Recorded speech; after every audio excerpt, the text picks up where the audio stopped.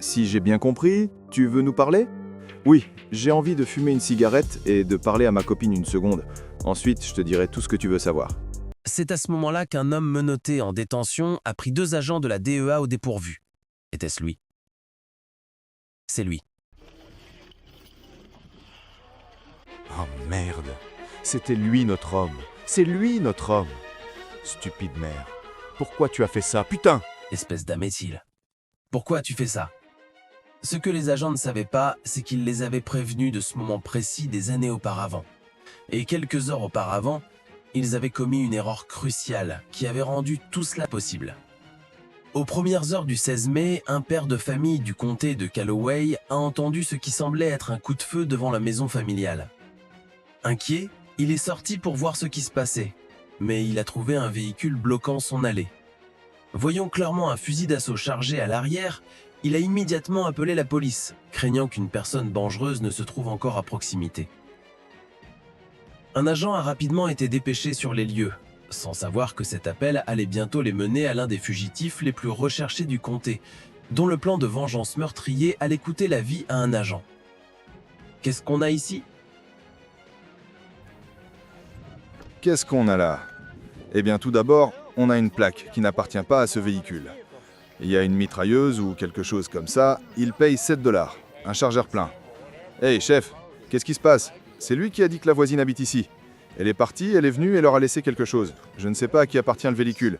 Il y a un fusil à l'arrière. Oui, la plaque d'immatriculation ne correspond pas à ce véhicule. Je vois un capuchon d'aiguille ici, sur le plancher. Eh bien, tout d'abord,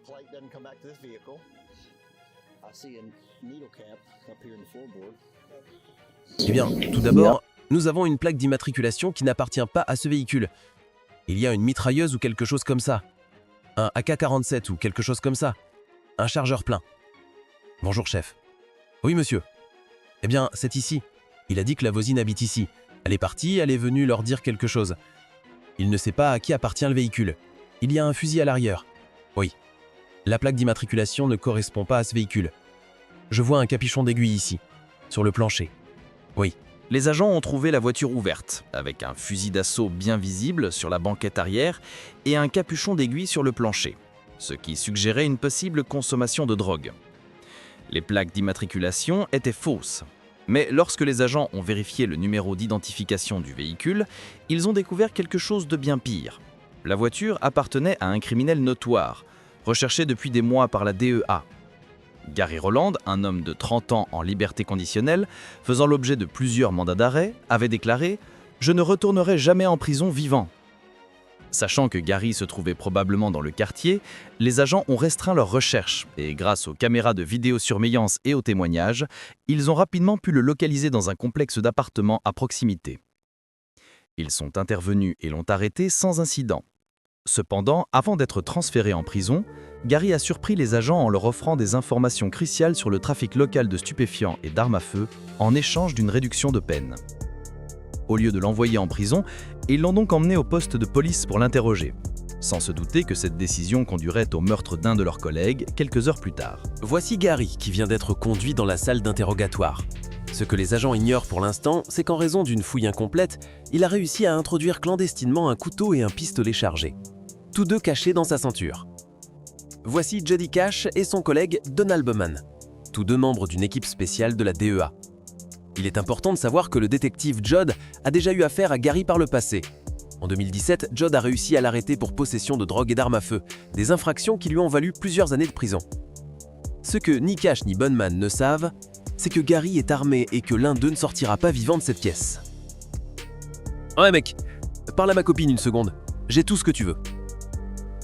Je ne sais pas pour la fille, mais je peux t'aider pour les boissons. Je ne fume pas, mais je viens de fumer une cigarette. Naturellement, les agents voulaient entendre tout ce que Gary avait à dire. Alors, ils l'ont laissé faire une pause cigarette. Mais cela s'est avéré être une erreur. Gary est alors escorté à l'extérieur du bâtiment pour sa pause cigarette.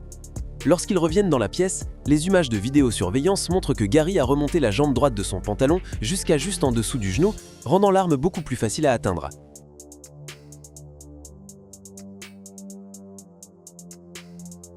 Je pourrais vous le dire quand j'aurai les médicaments. Vous pouvez nous montrer? Écoutez, si vous ne voulez pas parler, vous ne nous serez pas d'une grande aide. Donc, si vous nous donnez des informations maintenant, vous vous rendrez probablement service. Si vous avez des informations, donnez-les-nous. Vous comprenez? Mais soyons réalistes. Je veux dire, entre 10 et 20 ans, je peux avoir cette cigarette que j'ai. Quand il s'agira de ça, je le ferai certainement. Ça ne me dérange pas de vous aider. Mais on ne peut pas faire ça toute la journée. D'accord. Quand on est arrivé ici, j'avais un paquet de cigarettes et maintenant, je n'en ai plus. J'ai celle-là pour vous. C'est la seule. C'est aussi la dernière que j'ai. Gary demande alors une dernière faveur. Une faveur qui coûtera la vie à un adjoint. Merci, pouvez-vous passer ces appels? Vous savez, il ne peut pas faire grand-chose pour nous pour le moment. Je vous garantis que si je leur communique cette information, vous savez, de manière réaliste, nous nous intéressons aussi à d'autres choses, mec. Ça ne me dérange pas de vous aider, mais on peut pas faire ça toute la journée. D'accord, une main, j'en ai une dernière. Croyant qu'ils sont sur le point d'obtenir des informations cruciales, les adjoints Cash et Bowman acceptent à nouveau la demande de Gary. Ils le suivent à l'extérieur, mais cette fois-ci, ils ne reviendront pas. Gary se tient devant le bâtiment, avec l'adjoint Bowman à sa gauche et l'adjointe Jody Cash à sa droite.